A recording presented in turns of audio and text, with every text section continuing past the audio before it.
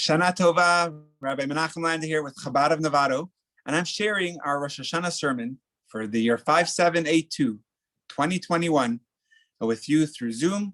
I'm actually in the outdoors of Hilda and Nam's home, our dear Hilda, to bring the sermon to her. And we're using this opportunity to bring it virtually to benefit many other people as well. So Shana Tova, and thank you for tuning in. Rosh Hashanah is in the air, and safety, security is important. So I'd like to start with the joke of a thief who comes into the synagogue and he kidnaps the rabbi, the cantor, and the president of the synagogue. And he ties them up and he says, I have no choice. You know who I am, I have no choice but to kill all of you. But I'm a nice person. I'm going to give you each your last wish. Ask your wish and I shall grant it. And he starts with the rabbi. Rabbi, what is your wish? And the rabbi says, for months, the whole summer, I've been practicing and writing my sermon for the high holidays. My wish is to at least share my sermon that I worked so hard to prepare. Okay. He goes to the cantor and he says, then cantor, what is your wish? And the cantor says, all year, I've been practicing the different notes, the musical notes that I plan to sing, and the different words and liturgy during the high holiday services. Please allow me to sing the words, the musical notes that I planned and prepared for the high holidays. Okay, I'll grant that as well. And he goes to the president of the synagogue. And president, what would be your last wish? And he says, my wish is to please kill me first. I'd like to start with a lovely and deep Hasidic story. You got it. A story of Zayda. Zayda is the Yiddish word for grandfather.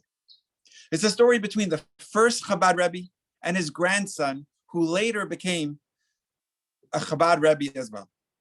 When this young boy was just 3 years old, his birthday was an Erev Rosh Hashanah, and just 3 days after his third birthday, his mother tragically passed away. And her final wish was that her father, the Rebbe at the time, the Alter Rebbe, the first Chabad Rebbe, the author of the Tanya, should raise her son like it's his own. So there's a lot of beautiful interactions between the Rebbe and his grandson. One of them is they were playing, and the grandson called out, Zaidi, grandfather, trying to catch his attention. But the grandfather looked at him and said, where is Zaidi? Who is Zaidi? So he pointed to his grandfather's beard. The Alter Rebbe had a long white beard. He says, that's Zaidi. To which the Alter Rebbe, the Zaidi, responded, that's not Zaidi, that's Zaidi's beard. So the grandson pointed to his heart and he said, Zaidi, here, in the heart. He says, that's Zaidi's heart. And he pointed to the eyes, and then the nose, and then the ears, and constantly the Alter Rebbe responded, that's not me, that's my ears, that's my eyes, that's my hand. So it seemed like the grandson kind of gave up, and he went off his grandfather's lap, and he went behind the door, and he was playing. Suddenly, the grandchild screams out, Zaidi! Screams. The grandfather was certain that his grandson either caught his finger in the door or something dangerous happened. And he came running with all of his energy to his grandson to see what happened. To which the grandson said, that is Zaidi. When you call and the grandfather answers and turns your full attention, that's Zaidi. We all have a Zaida figure, a grandfather we look up to. When I took my children in July, we took them to New York to visit family. We had my father of blessed memories unveiling there as well. And while there, we went on different trips. The highlight for my family, for my children and myself and my wife, Adina, was when we took our family to Ellis Island. On the way to the Statue of Liberty, the ferry stopped at Ellis Island. It was incredible. The rich history of our ancestors, of our grandparents, great-grandparents. For some of you, it's yourself or your parents that came to this country through Ellis Island. It was really remarkable. Sometimes we look at ourselves, and people ask me this, whether it's a neighbor or family member, and we ask ourselves, where is the Zayda? I can't see the Zaydi of our grandparents in us. Our grandparents were so strongly Jewish. Our eyes are not the same as them. We have different ways of looking at the world. Our heads are not the same as them. We have different ways of thinking in the world. Our mouths are not the same as them. We speak a different language than our ancestors, our grandparents did. Both literally and conceptually, we speak different languages. Can we find in today's generation, the Zaydis, the Jews of yore, the Jews who lived 80 years ago when they came to this country through Ellis Island, or 500 years ago, or 2,000 years ago? Are the Jews living today, I am asked, really the same as the Jews who left Egypt? The Jews who stood at Sinai? The Jews who built both holy temples in Jerusalem? Or the Jews in the shtetl from hundreds of years ago? And some of us answer, this is not the same Zayda.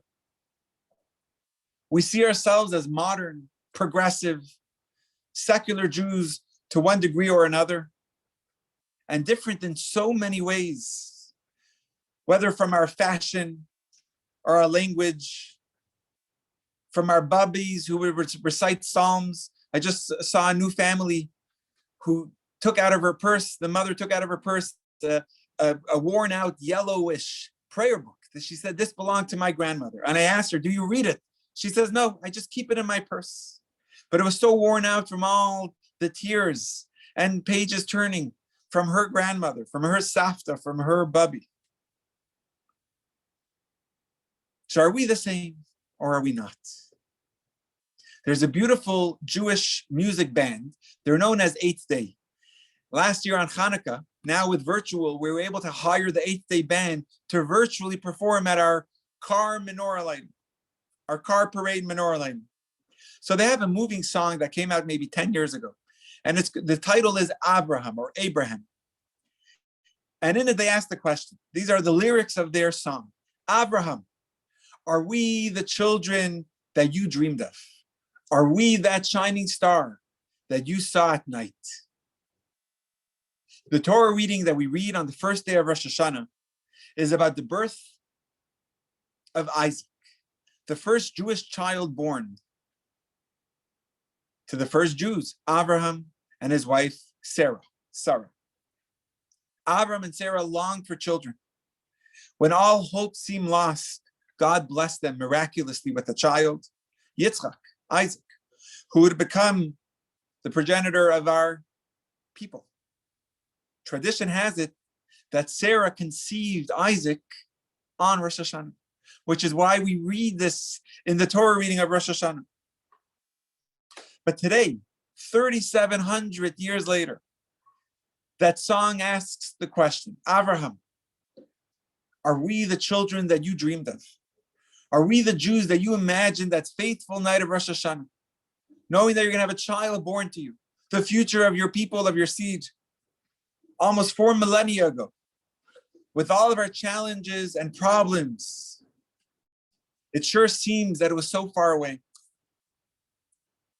But on Rosh Hashanah, the shofar tells us a different story.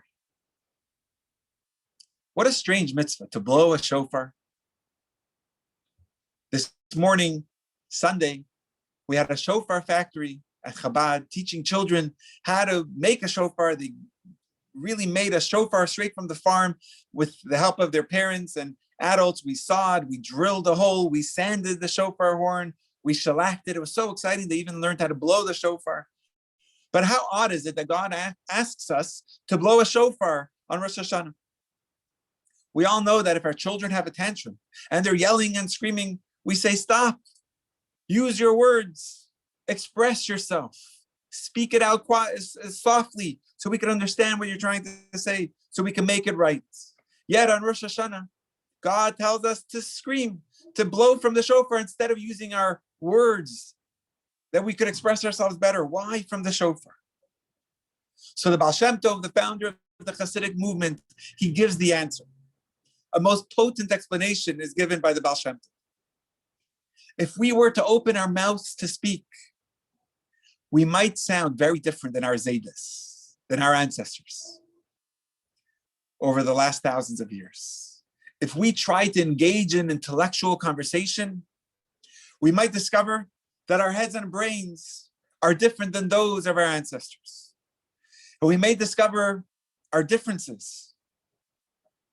But when we emit our primal voice, our innermost cry, we discover that it is exactly the same voice as our Zaydas, our grandparents of millennials.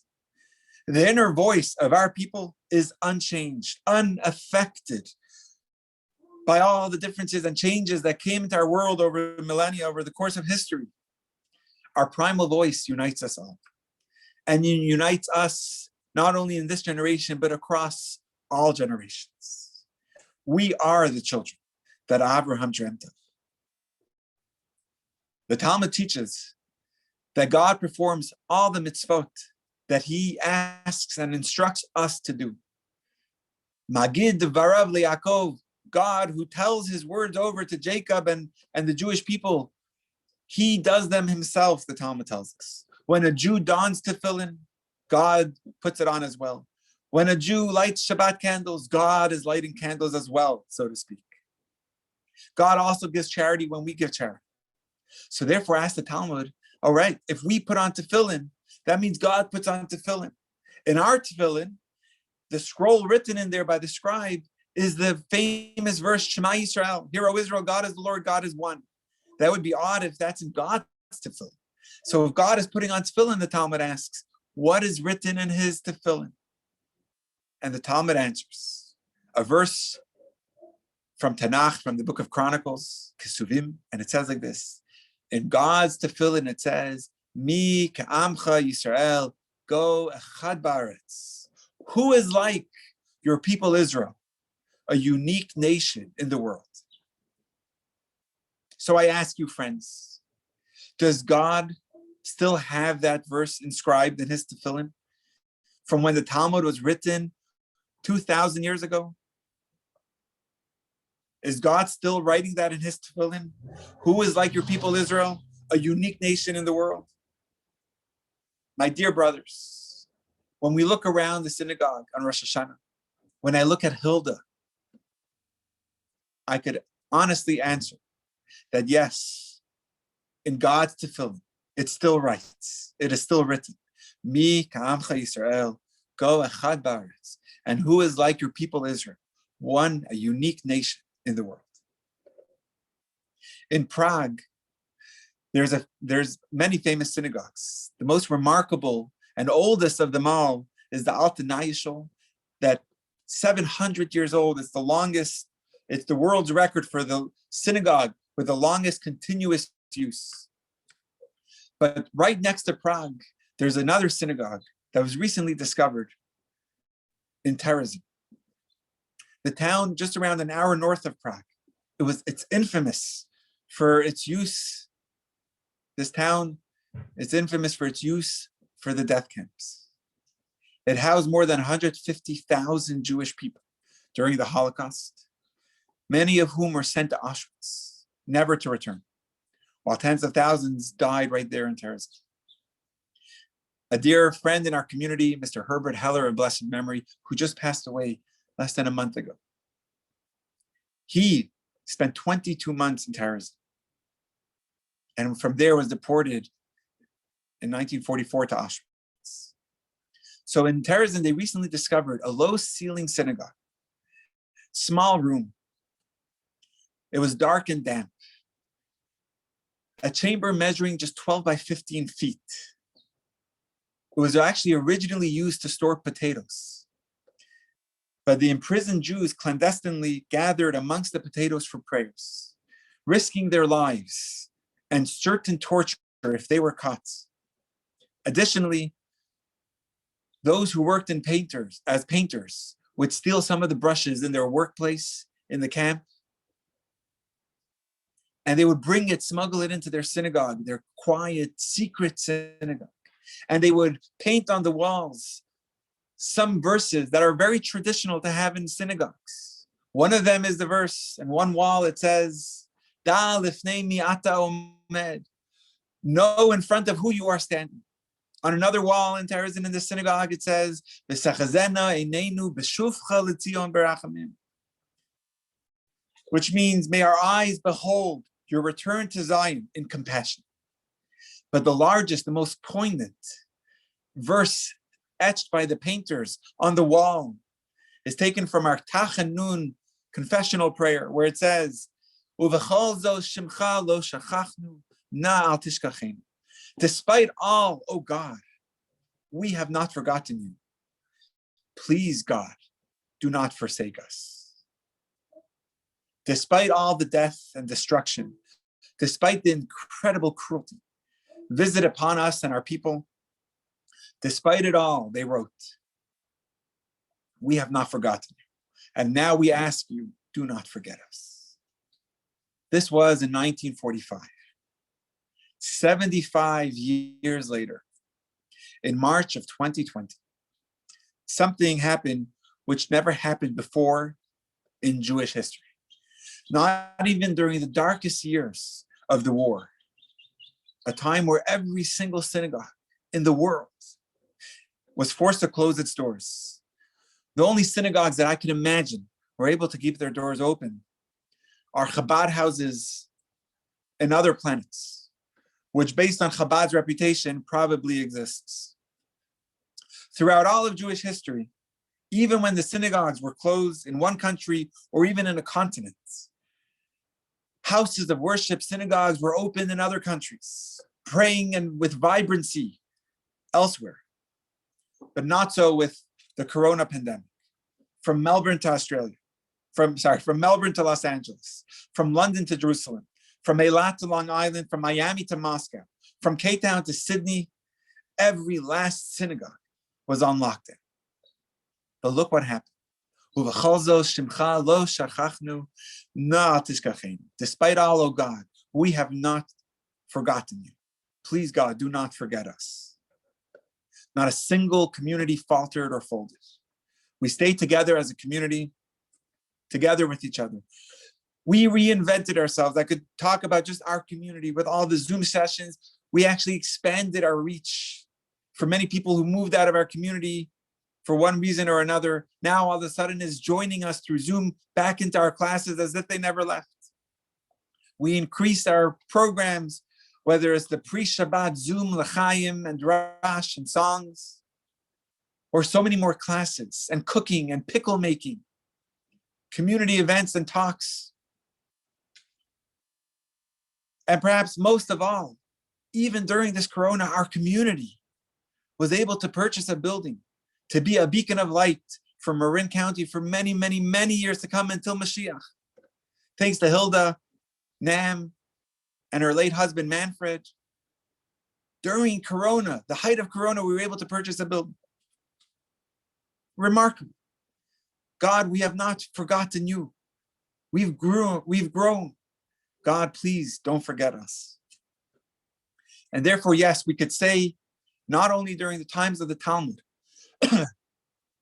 is it written in God's tefillin that who is like your people Israel, a unique nation in the world, but the same is now also. The same verse would be written in God's tefillin.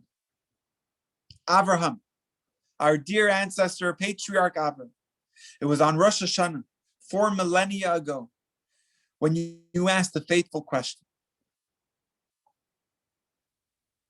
will my dream come true?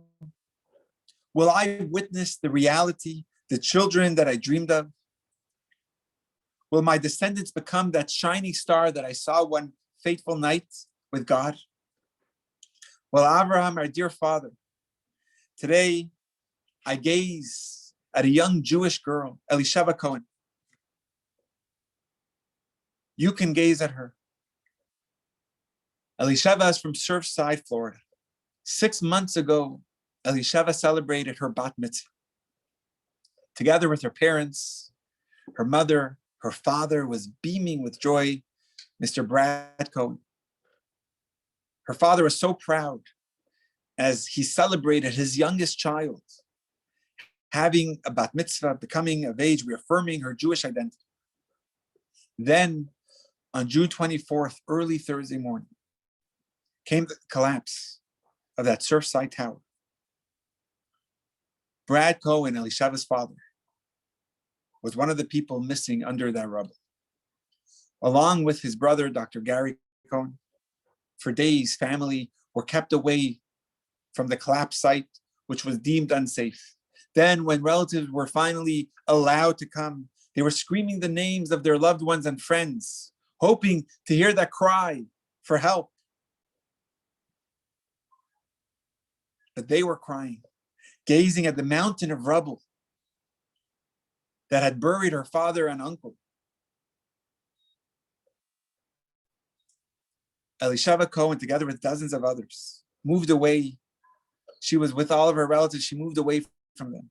She sat down by herself and she pulled out a book of Tehillim, King David's Psalms, and began to pray. The Surfside mayor, Charles Burkett, noticed her, and he knelt next to her and asked if she was okay. Yes, the girl told him. And what really brought it home to him, Mayor Burkett later shared this on television. I watched it. Maybe, I'm sure some of you watched it on CNN or any other news channel. He says that it dawned on me that she wasn't crying. She was just lost. She didn't know what to do. She didn't know what to say or who to talk to. So she cried to God. Young Elishava Cohen became a symbol of faith and resilience for the whole world to be inspired. For several days after the collapse, the mayor of Surfside was sharing the story of young Elishava. When President Biden came to the site, the mayor says, I wanted him to see the face of that little girl who was praying for her father across from the rubble. So President Biden looked at me, Charles Burkett says, would you please bring her to me right now? I want to meet her. And the police brought her, and Biden walked up to her, and they hugged for a long time. Yes, Abraham, our patriarch, the ultimate man of faith. Elishava is the child that you dreamed of. She and all of our holy, beautiful Jewish girls, they are that shining light that you saw on that fateful Rosh Hashanah night. Today, Abraham is inspired by another Jew, a Jewish man. In May 2021, we all remember how Hamas sent 5,000 rockets from Gaza to Israel with the ambition to flatten homes, neighborhoods, and cities, and to, God forbid, kill thousands of Jews. Astoundingly, the hostility toward Israel, I'm sure you've seen around the world in social media, was toxic and it was scary. It was it got to my gut, to my core. Celebrities who know less about Israel than I know about elephants in Vietnam, they were posting all these things, condemning a country that was just trying to defend its residents against 5,000 deadly rockets. During that time, there was a Jewish soccer player. His name is Tomer Hamed. And he was playing for a New Zealand team called Wellington Phoenix. They were in a crucial match against Melbourne City, a rival team in Australia's top soccer league. With fewer than just 3 minutes left to go in the game, the Jewish striker, Tomer Hamed, his team was trailing 2-1 with 3 minutes left. And Tomer took the ball, slid under a defender, and he did an athletic shot, and he scored for his team, salvaging a draw and a crucial point in the standing for his team. But what he did after the goal, his celebration, would make Avram's heart swell with joy. And that stayed with spectators far more than the athleticism of his goal. Tomer, after scoring, instinctively reached into his jersey, took out a small white kippah, a yarmulke, covered his eyes with his right hand, turned upwards and said the Shema, Judaism's most central declaration. Earlier in the game, he scored his first goal, and he draped himself with an Israeli flag. He was chastised for his actions, but it didn't matter to him.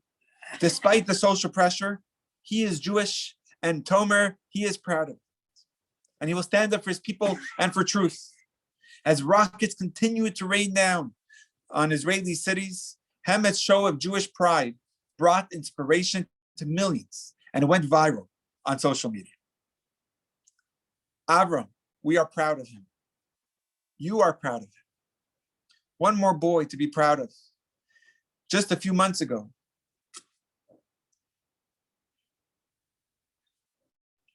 in the Major League Baseball's draft, 2 Jewish observant players, 17-year-old teenagers, were drafted. First, Jacob Steinmetz by the Arizona Diamondbacks, and then Eli Kligman, I think by the Washington Nationals. Eli, I know very well from Adina growing up in San Diego. When we got married, Eli was growing up in San Diego. And when I would go back, we would pray in the same synagogue. He would play with my younger nephews. And now Eli lives in Summerlin, Las Vegas. And one thing he made clear when he was drafted is Shabbos is for God. I don't play on Shabbos. Asked, how could that be? You're a baseball player now. Shabbos is for God. I give my team 6 days of the week, and he's getting the support to the point where he's being drafted. Avram, you could be proud of this young Eli Kligman and Jacob Steinmetz, who with all the pressure and money or fame that they could go after, they say there's a day that's dedicated for Hashem, for God. Yes, my friends, God's tefillin. In it is written, who is like your people, Israel, a unique nation in the world. God gave us the mitzvah of Shabbos some 3,300 years ago, shortly before the Jews stood at Sinai. And these 2 wonderful, talented young Jewish men celebrate the day of Shabbos with unwavering commitment. Avram, are we the children that you dreamed of? Are we that shining star that you saw at night? Here is Avram's answer in 2021. No, I could never have dreamt of such incredible children. You turned out much better, Avram would say, than I or anyone could ever have dreamed of. The holiness, the loyalty, the resilience, the faith, the kindness, the goodness, the godliness of our people is beyond what anyone could have ever dreamed of. 4,000 years later, the passion to change the world and build a planet of kindness and holiness has not waned. And finally, a few weeks ago, just on August 11th, my WhatsApp, my phone was bombarded with messages about a young Jewish child that has gone missing in Brooklyn. The Jewish Brooklyn heart stopped on that evening because there was a young Jewish boy, 6-year-old child, Yossi Shapiro. He was on a day trip with his camp, and his camp took the kids to the Canarsie Park.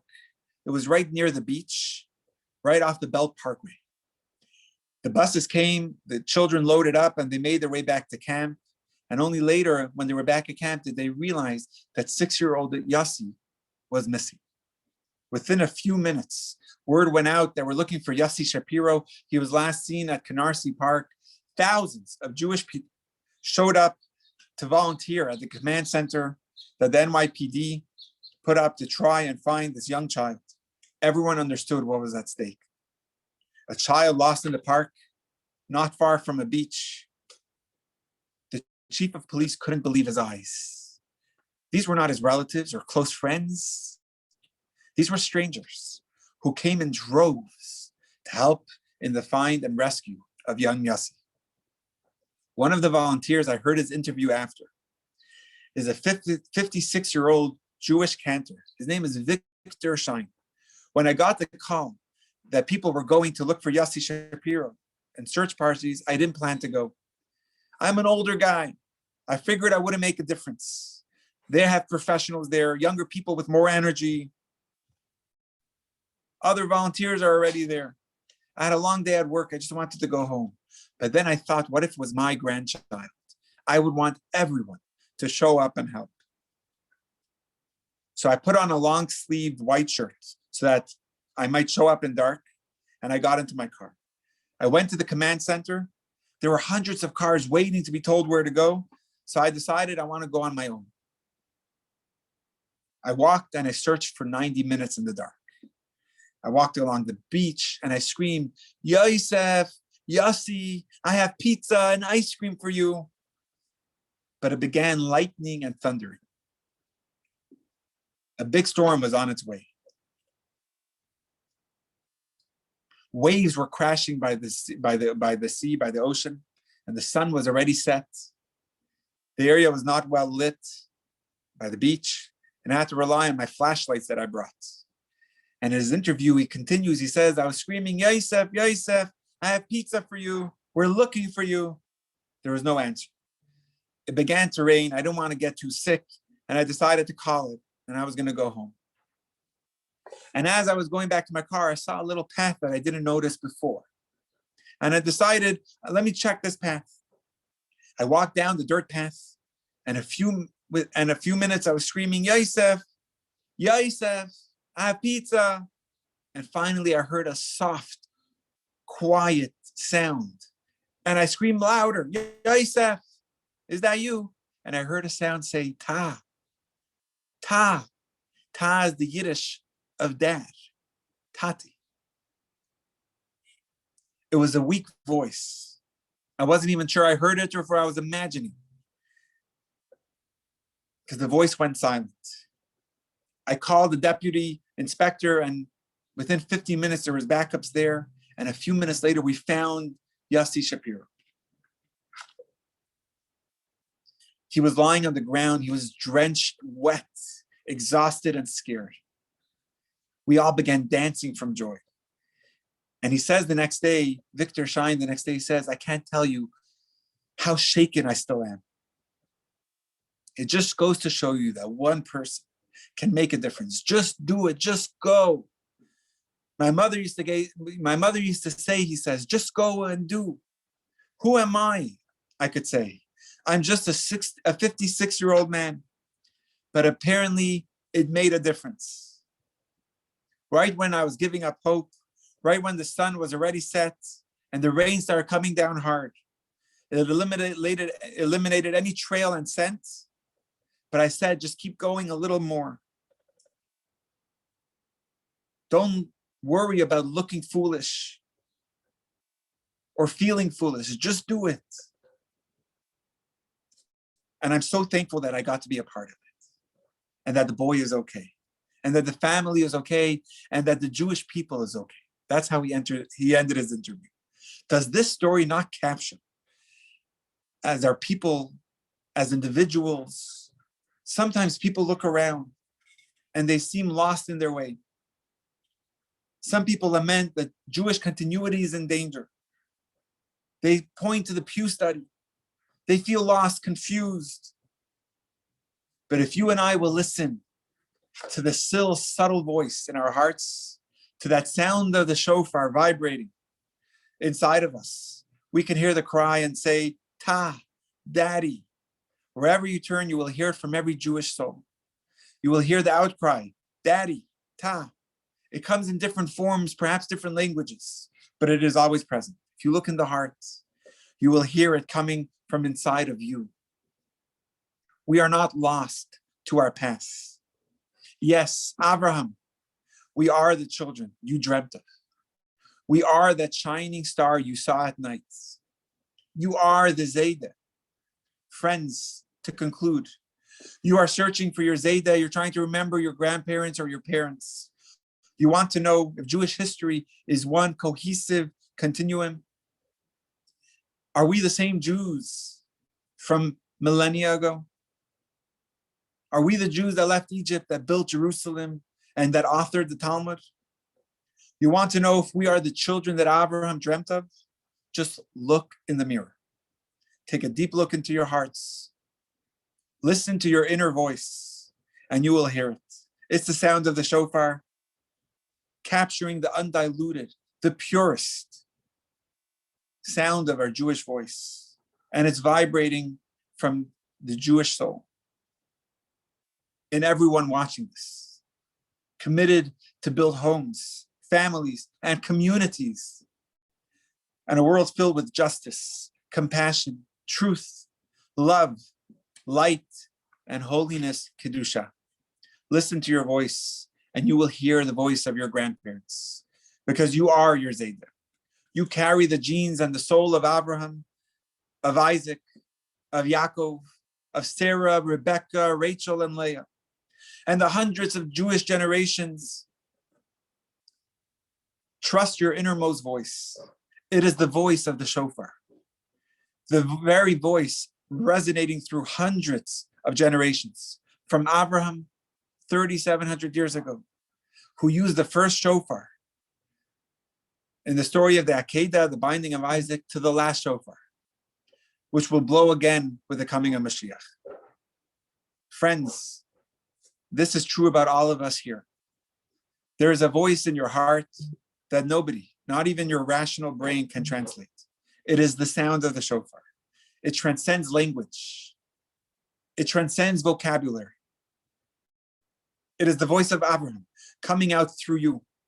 It is the voice of your Zayda and your Babi coming out through you. For you and me are the child that Abraham dreamt of. You are that shining star that he saw on that fateful night of Rosh Hashanah. Today I ask of you and I ask of myself, let's listen to that voice. Let's embrace it. Let that voice invite you to become more of who you are, a deep, sincere, and passionate Jew. Allow that voice to inspire you to celebrate Shabbat, to eat more kosher, to don tefillin for Jewish men, light the candles for Jewish women. Involve yourself in Torah study. Put your children through a Torah education. Give more tzedakah. Put a mezuzah on your door. Be proud of who you are, so you could turn to Avram and say, yes, we are that shining star that you saw. Shana Tova, and may it be a year filled with the blessings that Avram was promised by God, the blessings of growth, a blessing of health, and a blessing of strength, and ultimately the blessing of our promised land, the Holy Land of Israel. Shana Tova and Chag Sameach.